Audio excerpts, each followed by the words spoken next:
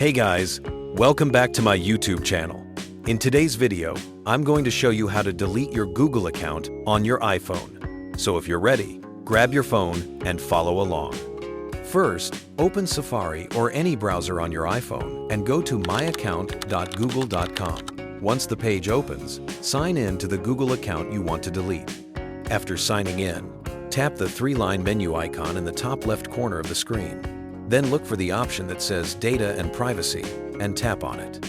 Now scroll all the way down until you see the section labeled More Options, and under that, you'll see Delete your Google account. Tap it, and Google will ask you to enter your password again for security purposes. So go ahead and type it in. After that, Google will show you a warning about the data you will lose, so make sure you've backed up anything important before continuing.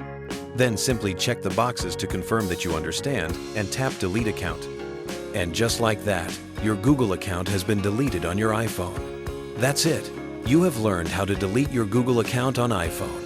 Thanks for watching. Don't forget to like and subscribe for more.